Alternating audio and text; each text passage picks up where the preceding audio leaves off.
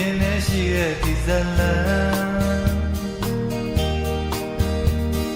တွေဟာဒီရွယ်ကျွေးမြေပေါ်ပြေးလွှားလို့လွင်နေစဉ်မှာဒုတိယကိုသတိတရားနဲ့တန်တာလို့လွမ်းမိရဲ့လေ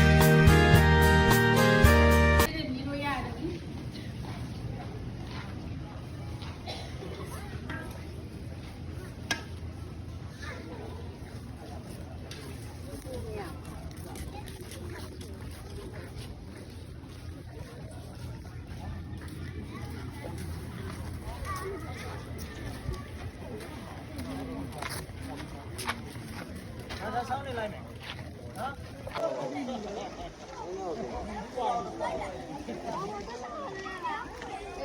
ရရဘူးလေ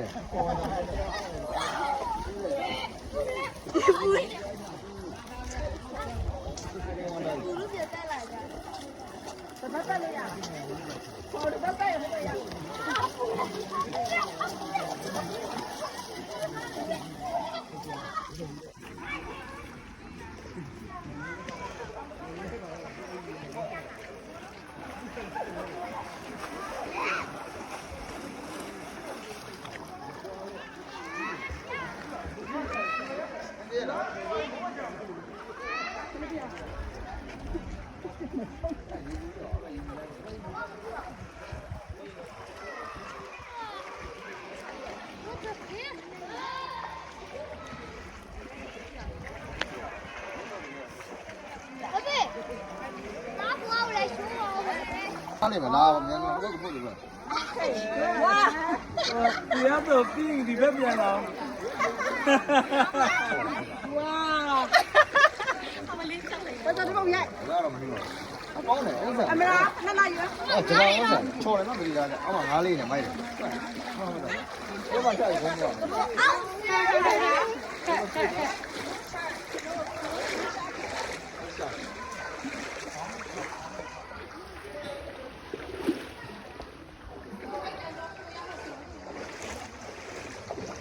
ရောက်နေတယ်ဆိုဥစ္စာ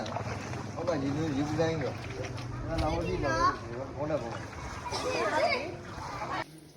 မရေနည်းဘက်ကသွားတယ်ဒီဘက်ကမလာဘူးမတိတ်ချော်ရတော့ဘုမကိုတိတ်မကန်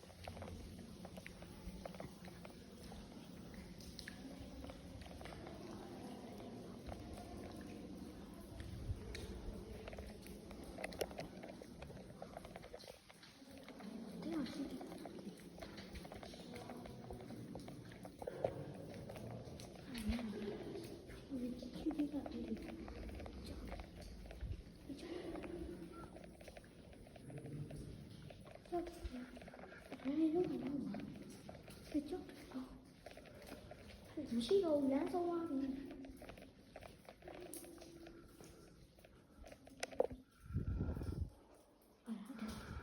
ဒါတဲ့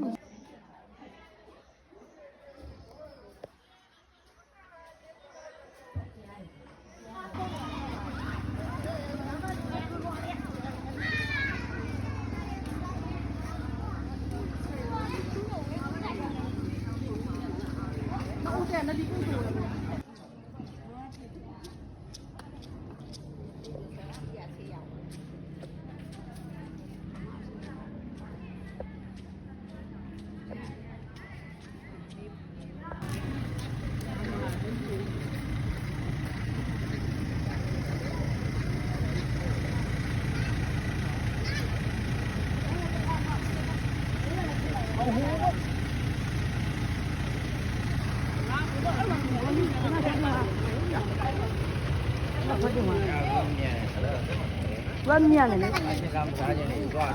လုံးမယ်ဘတ်တင်ကမလေးတူလေဒီမထားဟိုဘက်လိုက်တယ်မမလာသမီးလားခဲလိုက်တော့ဘာခိုင်းနေ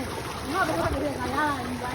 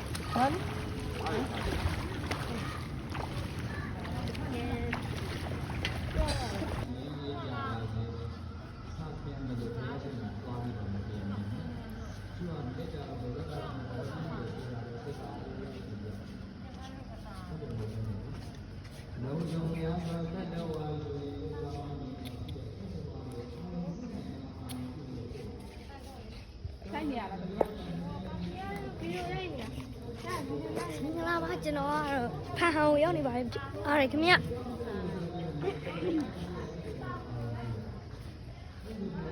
ကော့ကုန်းကူနော်ကော့ကုန်းကူကော့ကုန်းကူ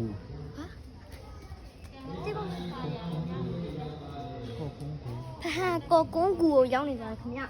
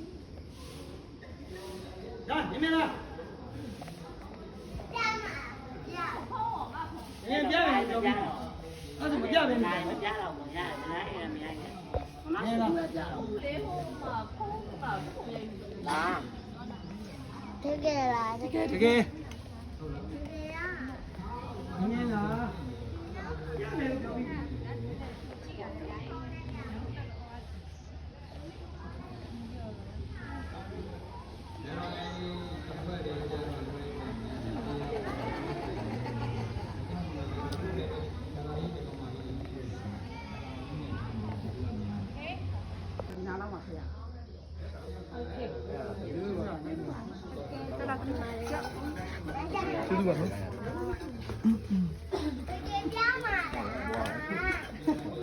好进来。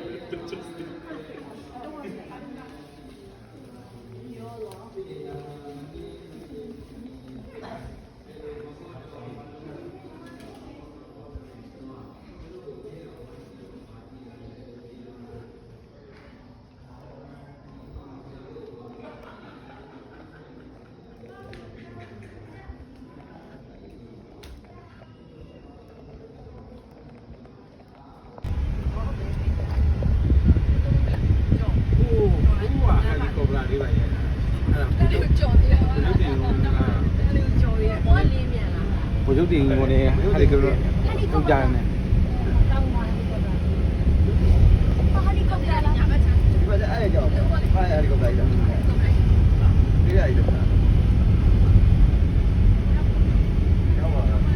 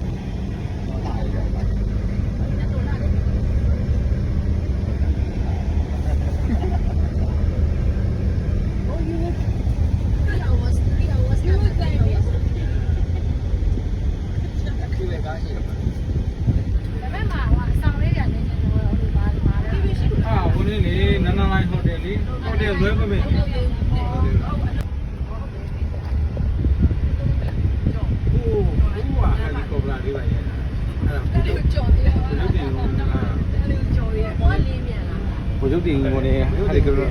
ထုတ်ကြရတယ် ဒီဘက်အဲ့ကြောက်အားရဒီကောလိုက်တာဒီရည်တော့ရောက်ပါလား ဟ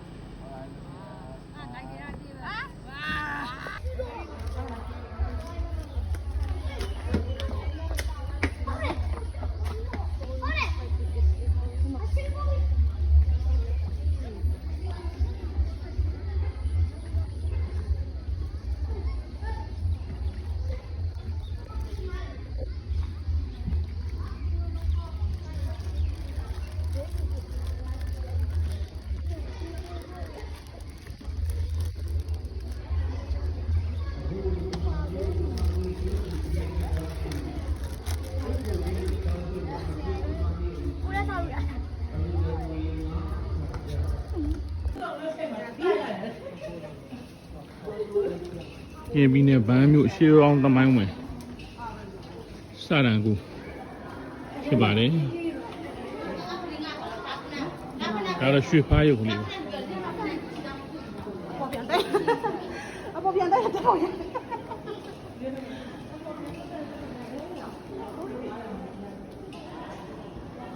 စီတော့အားစီတော့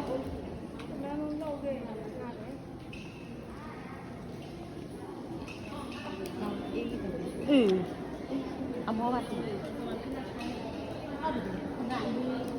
တဘာလိုင်ကူဖြစ်တဲ့အတွက်ထဲမှာတော့အေးပါကြောက်ဆက်ကြရေတွေကလည်းသစိမ့်နေကြတယ်မြင်တွေ့ရပါတယ်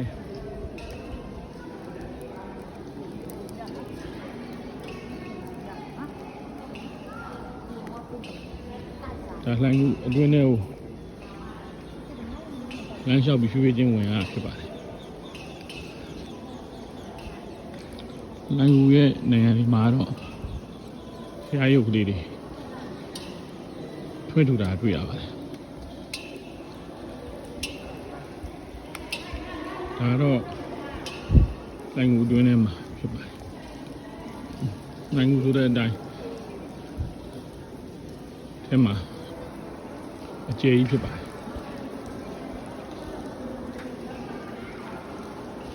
ဘာနဲ့သွားဆင်လဲဆိုတော့ပြူးလွန်ရပိတ်ချင်းမြောင်မရှိတဲ့လိုင်ကူနဲ့သွားဆင်တာတွေ့ရပါတယ်ဒါတော့အပေါ်ကနေပြီးတော့ကြောက်ဆက်ချစိတ်ရည်တွေဒီတပေါက်ပေါက်နဲ့ကြာတယ်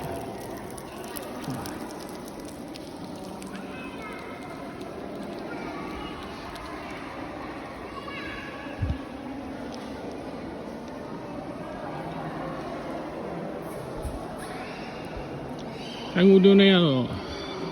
နည်းနည်းတော့မောင်နေပေမဲ့လမ်းမီးတွေထွန်းထားလို့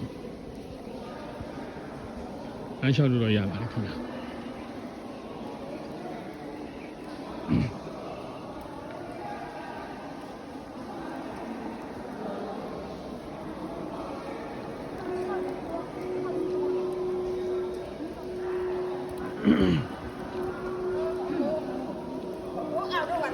ဘေးမှာစိုင်းမုတ်ကတော့ပကြီးအောင်စင်နှကောင်ခြံရံထားတဲ့ပုံနဲ့မဟာစရံလိုင်ကူတော်ကရင်ပြည်နယ်ဗအံမြို့လို့ရေးထားတာတွေ့ရပါတယ်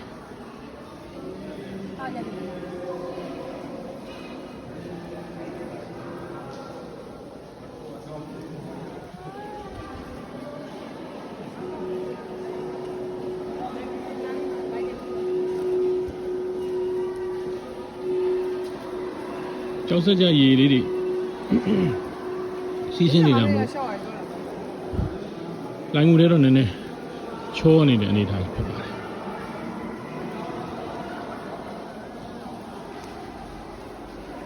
အောက်ဘက်ကနေပြီးတော့ပိုးလိုင်ငူတွင်းထဲကိုတောင်တက်တဲ့ပုံစံမျိုးတစ်ကလေးတွေနဲ့သရှင်ချင်းတက်သွား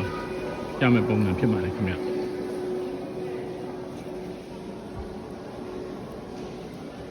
ဒါကတက်ခဲ့တဲ့လိုင်ကူတက်လမ်းမှာ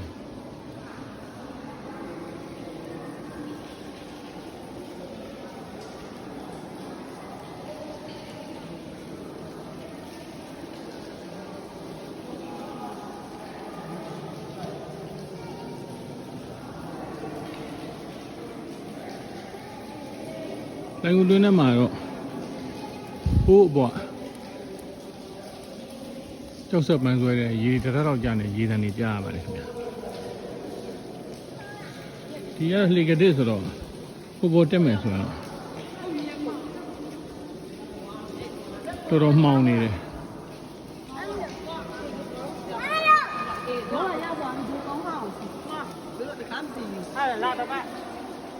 မရ不要嘛，哎，看报吧。你那穿什么呀？我等你那穿。ဟုတ်ပါပြီစမ်းလို့ရ 我这里多了，我们。နော် 我这里多了，多了。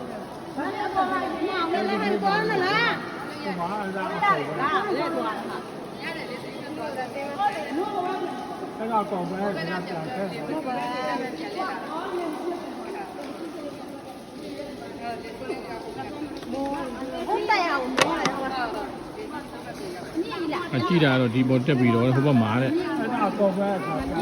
ဘာပြန်ခုမှကြံနေတဲ့တရားပြန်ဆင်းမယ် လေစီးပြီးတော့တဲ့ဟိုဘ လေ က်ကို စီးသွားမယ်လေဟိုဘက်ပြန်ထပ်မယ် အောက်ဘက်ကိုပြန်ထွက်မယ်လို့တော့ပြောနေပါတယ်ဒီလေကတိကတော့တော်တော်လေးမှောင်နေ ပြင်စီးရတရားမလား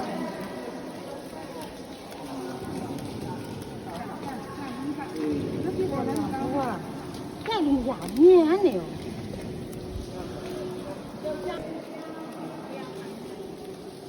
ကဲအဲ့ဒါဆိုကျွန်တော်တို့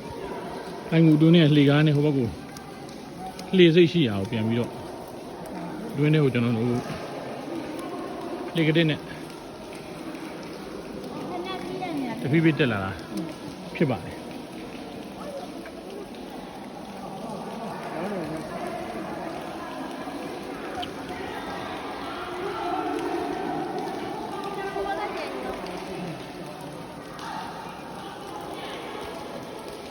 ဒီမီနဲ့ဗန်မြို့စတဲ့ဟိုတွင်ကိုကျွန်တော်တို့ဖလီကားနဲ့တစ်ချက်ချင်းမှောင်နေတာဖြစ်တဲ့အတွက်မီးထိုးပြီးတော့တက်ရတာဖြစ်ပါတယ်အဲ့တော့မှောင်နေနည်းနည်းလေးချောတယ်ဒီနားမှာဒီရောက်ကလည်းနည်းနည်းချောနေတာလည်းတွေ့ရပါတယ်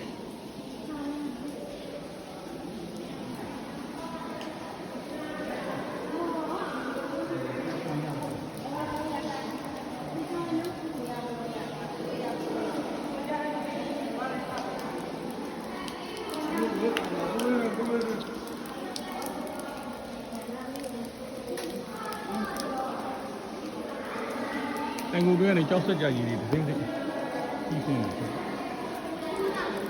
ဒါအောက်ချိုကျွန်တော်တို့တိုင်ကူကြီးအောက်ချိုပြန်ဆင်းနေတက်ပြီးတော့နိဒီကားတိုင်းတဖြည်းဖြည်းပြန်ဆင်းတာဖြစ်ပါတယ်ခင်ဗျာနည်းနည်းချောနေတော့ချောလေလက်တန်းလေးတွေကင်ပြီးတော့ဒီဆင်းရတာဖြစ်ပါတယ်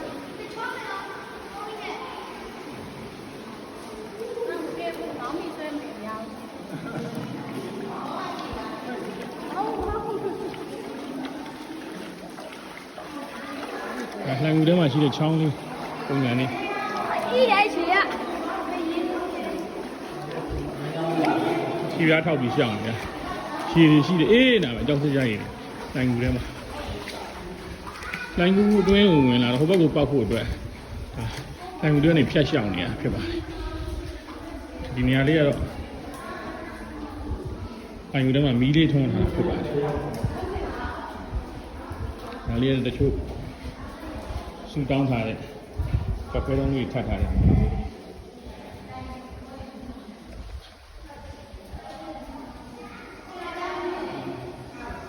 ီကတော့လှိုင်ကူအပြင်ကိုပေါက်တယ်ထင်တယ်ကျွန်တော်ကလှိုင်ကူထဲရောက်နေတယ်ဆိုတော့စရန်ကူရဲ့တစ်ဖက်ထွက်ပေါက်ကိုတော့မရောက်သေးပါဘူး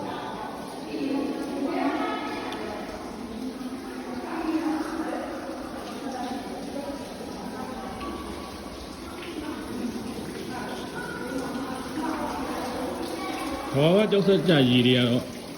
အေးစိတ်နေပဲဘဝနေတဖြည်းစိတ်စိတ်မိကြနေတွေ့ရပါတယ်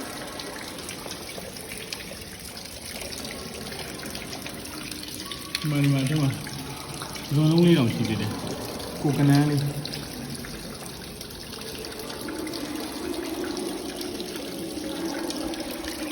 းဒီအောက်ကြတယ်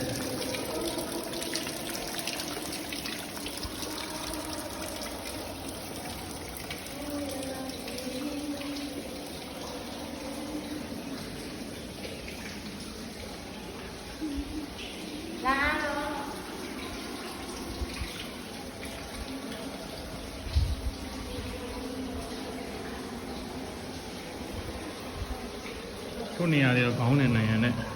ကလေးနီးကပ်တာတွေ့ရှိရပါတယ်ခင်ဗျာ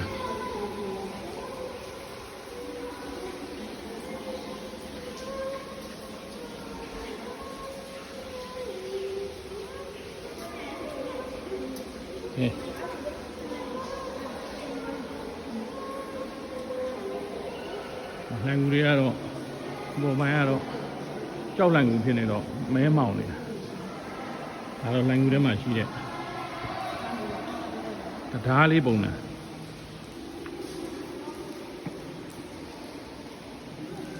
ဒီတရားလေးကိုဖျက်ချောက်ပြီးတော့ဟိုဘက်ကရောက်ဖို့တော့နီးပြီလို့ထင်ရပါတယ်ခင်ဗျာဒါလေးကတော့မီးလုံးလေးတွေထွန်းထားပါတယ်လမ်းလျှောက်လို့အဆင်ပြေပါတယ်ခင်ဗျာ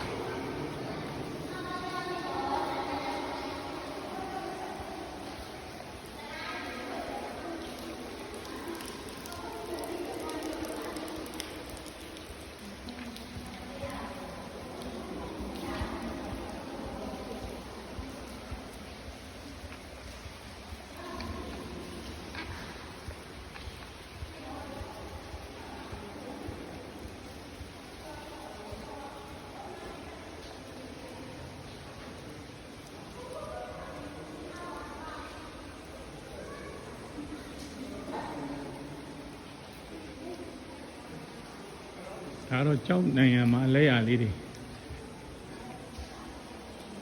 မှတ်တရရှိုက်ခဲ့တာဖြစ်မဲ့ပုံမှာ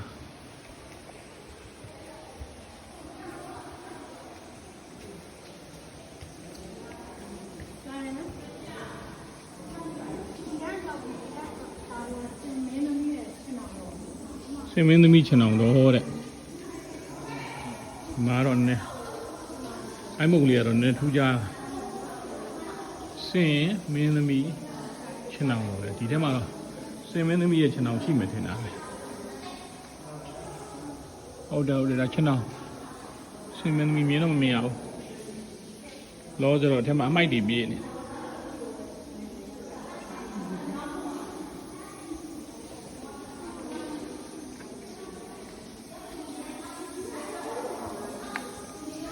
မြောက်သေးဘူးဟိုးရှိမှာလိုင်ကူထဲမှာရှိတဲ့အင်မတန်နဲ့တဲ့ကြောက်ကြီးတစ်ခုကိုဖြတ်တန်းပြီးတော့စတိတရာတစ်ခုထိုးထားတာတွေ့ရပါတယ်ဒီနေ့ကတော့အင်မတန်စိတ်လို့စရာဝယ်ကောင်းတယ်ဗျာဘောမှာကတော့ကြောက်နိုင်ရည်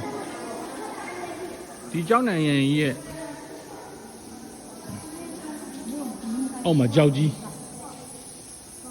ဖြည်းဖြည်းပြီးသတိထားပြီးစဉ်းကြပါဖြည်းဖြည်းသတိထားပြီးစဉ်းကြကြောက်နေလိုင်ကွဲမှာရှိတဲ့ကြောက်ကြီးအဲကြောက်ကြီးမှတရားလေးထိုးပြီးတော့ဟိုဘက်ကိုတွေ့တန်းတာအင်မတန်မဆောက်တဲ့နေရာကြီးတစ်ခုဖြစ်ပါတယ်ချောတယ်ဖြည်းဖြည်းစဉ်ရမ်းချောတယ်လိုင်ကွဲထဲမှာရှိတဲ့ကြောက်ကြီးဗျာကြောက်ကြီးမှအနေကြီးပဲရောက်ဘူးသူတို့သိမှာပါအဲ့ဒီကြောက်ကြီးကိုမှဖြတ်ပြီးတော့အလိုင်ကူထဲမှာမှတခါတရားတစ်ခုထပ်ထိုးထားတယ်။အိုးမအောက်မှာကြောက်ကြီးစနံကိုရောက်ဖို့လူတို့သိမှာဒီပေါ်မှာတရားတစ်ခါထပ်ထိုးထားတယ်။အတန်တွေကတော့ကြားနေတယ်ဗျာအဲ့ဒါတွေကတော့ကျွန်တော်တို့ဟောပေါ့ထင်တာတော့တရားနဲ့ဆွေးတယ်တော့ဒီမှာတချို့နေရာလေးတရားဆွေးပြီးကြမ်းကြုံတာလေးတွေတွေ့ရတယ်။ဒါနောက်ရောက်သွားမလို့နည်းနည်းသတိထားရမယ်ပုံစံမှာခင်ဗျ။တန်တရာအတန်လေးတဲ့လင်းတို့လေးတွေအတန်ကိုကြားနေရတွေ့ပါ။ဟိုးမှာလှိုင်ကိုဟိုဘက်ကိုပေါက်မပေါက်တော့မစီသေးဘူးရှောက်နေရတော့လင်းတို့အတန်တွေကြားနေရမြောက်သေးဘူးလား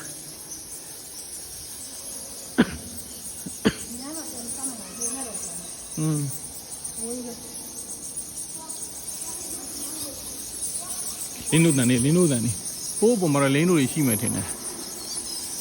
ဖုန်းကင်မရာတိတ်မမြင်ရဘူးဖြစ်နေတော့ဒီမှာကောလုံးလှိုင်ကူကြီးပဲ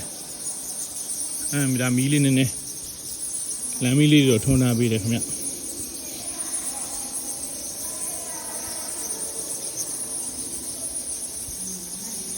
ကျွန်တော်တို့ဖွဲ့တွေ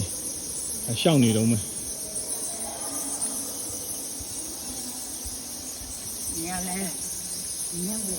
โอ้แท้ဆိုတော်မှောင်သွားပြီဖြစ်တဲ့အတွက်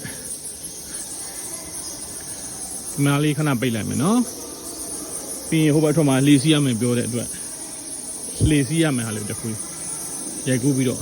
တင်ပြပေးပါမယ်ခင်ဗျာ ဟောကျွန်တော်ဒီလေကားလေးအတက်ပြီးရင်တော့စတဲ့ကိုရဲ့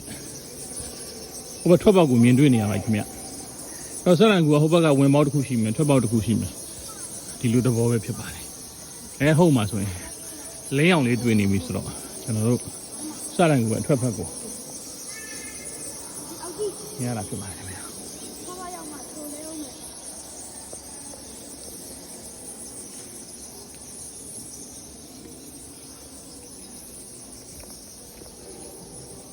ကျွန်တော်တို့စတဲ့ကူကအဝင်ရနေပြီးတော့ကျွန်တော်တို့ဒီအထွက်ဆိုရင်တော့တော်ရှောက်မယ်ဆိုရင်တော့20-25မိနစ်တော့ရှောက်အောင်မယ်တော့ရှိတယ်ခင်ဗျထဲမှာတော့မဆောက်တဲ့လေကတိတွေချောတဲ့နေရာလေးတွေအများကြီးတွေ့ရပါတယ်ဒါကြောင့်မလို့ကင်းပြီးနေဗန်မျိုးစတဲ့ကူသွားမယ်ဆိုရင်တော့ထဲမှာနည်းနည်းမီးလက်မှောင်တာကြောင့်သတိထားပြီးရှောက်ဖို့အတွက်ကြံပေးခြင်းပါတယ်ခင်ဗျာ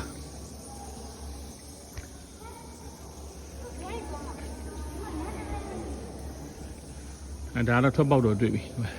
ဒါမှဒီလိုထွက်လို့တော့မရဘူးဒီဘက်ကပတ်ထွက်ရမယ်တင်တယ်ဒါကြီးကတော့ကူထဲမှာရှိတဲ့ရေတစ်စက်ကြာရင်ねပြေးပြေးစုပုံလာတဲ့ကြောက်ပန်းစိုးကြီးရဖြစ်လာတဲ့တောင်ကြီးပုံစံဖြစ်နေတယ်အားကြီးပါ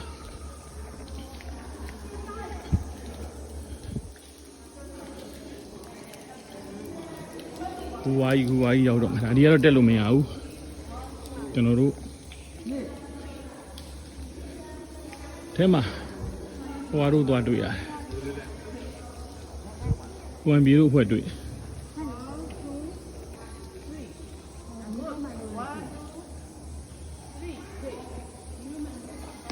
ကဲဟုတ်ပြီကျွန်တော်တို့ကူကနေထုတ်လာတဲ့လင်းလန်းကြောင့်ဒီမှာကူရတော့လင်းထိန်နေတာလင်းအားကောင်းတယ်ဒီဘက်မှာဆိုကျွန်တော်တို့ကူဝရောက်ပြီ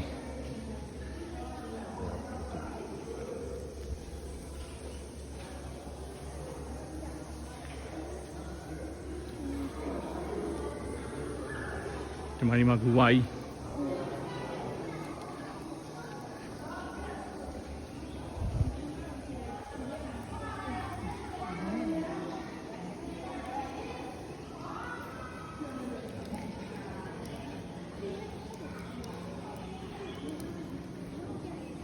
ဒီနေရာမှာကူကအထွက်ပေါက်မှာနည်းနည်း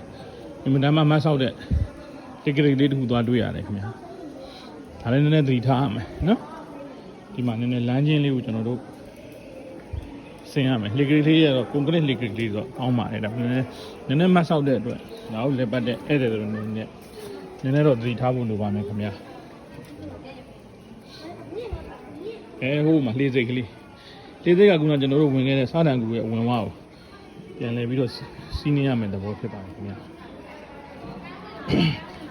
ကျွန်တော်တို့အခုဆိုရင်ကျွန်တော်တို့ဖွဲ့နဲ့အတူလိုက်ပါလာတဲ့မအန်နာတို့ဟွာတို့ဖွဲ့ပြီးသားတို့ဖွဲ့ရှေ့မှာတွေ့ပါတယ်ခင်ဗျာ Hi, it's so creepy. I know, it stinks, right? Yeah. You're sleepy. You're sleepy? Creepy. The claws. Yeah, did you sleep? No.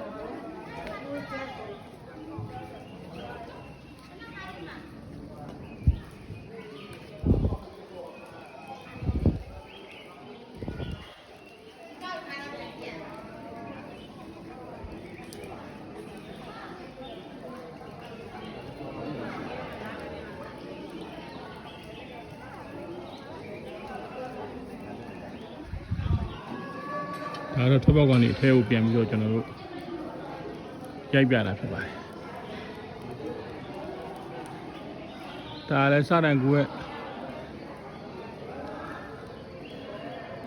ဘောပိုင်းဖြစ်ပါတယ်ဒါပြီးလို့ရှိရင်ကျွန်တော်တို့ဟိုအောင်မှာလှေစီးပြီးတော့ဟိုဘက်ကိုနောက်ဦးမဘက်ကိုပြန်ပြီးတော့သွားမှာပါခင်ဗျာ ဆိုရမှာတော့ရတယ်။အဲ့ဒါဆိုရင်ဟောဒါခေါင်းကြီးကိုယူရတယ်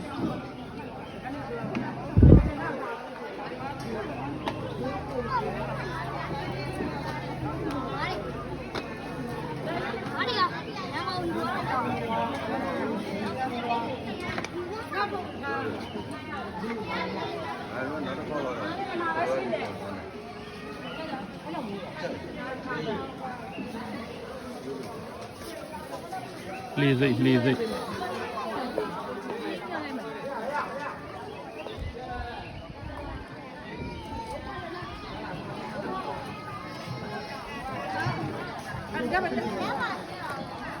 လူစင်းကနေကြားတယ်နေကြရလားဘယ်တော့မှမလဲအဲ့ဒီနံပါတ်ဒီနံပါတ်ကပြရတယ်လေ9ယောက်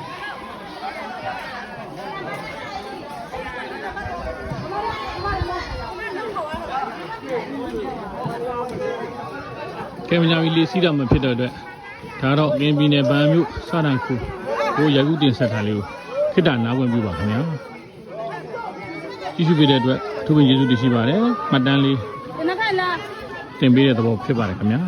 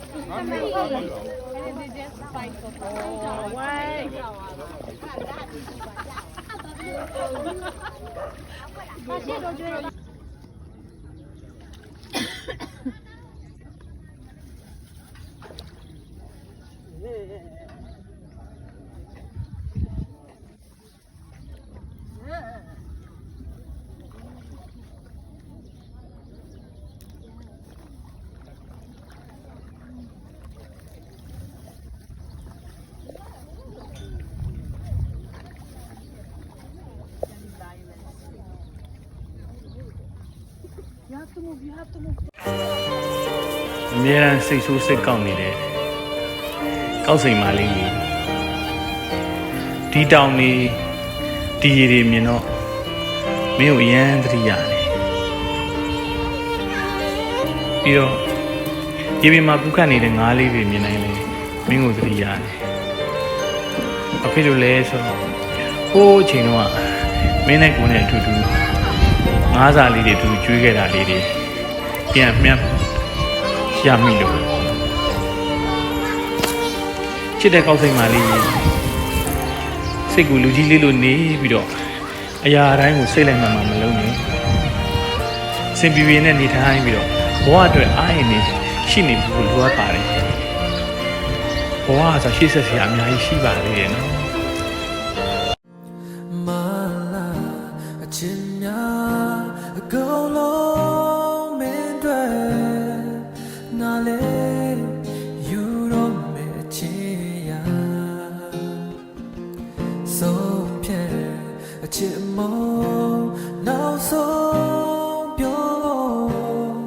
Zone of cool, me.